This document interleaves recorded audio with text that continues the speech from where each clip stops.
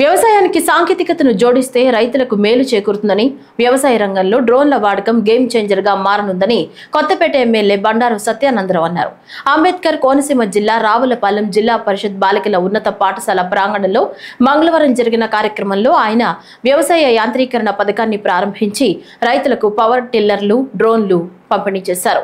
ఈ సందర్భంగా ఎమ్మెల్యే సత్యానందరావు మాట్లాడుతూ సుమారు ₹1,05,00,000 సబ్సిడీతో నియోజకవర్గంలో 52 పవర్ టిల్లర్లు, 7 డ్రోన్లను రైతులకు అందజేశామని చెప్పారు.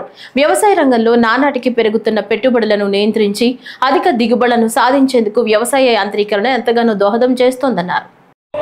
అనేక రకాలైనటువంటి సమస్యల పరిష్కారం చేసడానికి వ్యవసాయంలో డ్రోన్ గేమ్ చేంజర్ కాబోతా ఉన్నాయనేది సందర్భంగా నేను తెలియజేస్తా ఉన్నా. ఇప్పుడు మన జిల్లాలోనే మొట్టమొదటిగా మన రావులపాలెంలోనే ఈ డ్రోన్ నాడు 7 ఇక్కడ అందివ్వడం జరుగుతూ ఉంది. చాలా పెద్ద సబ్సిడీలతోటి. ఇవన్నీ కూడా రైతాంగం గమనించాలి.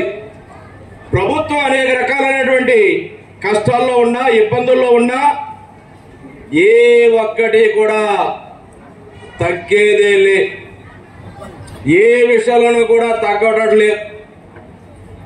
అన్నీ జరగాలి.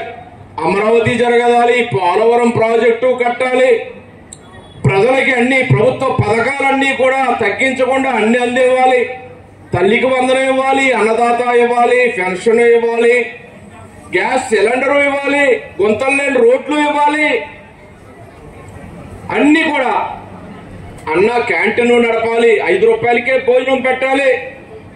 ఇవన్నీ కూడా ప్రభుత్వం చిత్తశుద్ధితోటి ఏదైతే ప్రజలు రైతులు కోరుకున్నారు, ఈ ప్రభుత్వం వస్తే మాకు న్యాయం జరుగుతుందని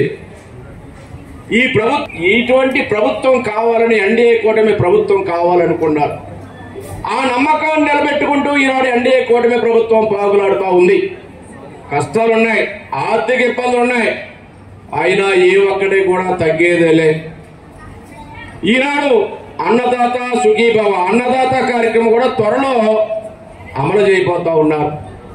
కేంద్రం ₹6,000 ఇస్తే రాష్ట్రం ₹14,000 వేసుకుని కేంద్రం ఎప్పుడు డబ్బులు విడుదల చేస్తే వెంటనే రాష్ట్ర ప్రభుత్వం డబ్బులు ఇవ్వడానికి ఇది కూడా తొందరలోనే మొదటి దఫా ప్రారంభించడానికి ఈ నెలలోనే చేయాలనేది కూడా ప్రభుత్వం దృఢ సంకల్పంతో ఉందని మనం చేస్తా ఉన్నాం.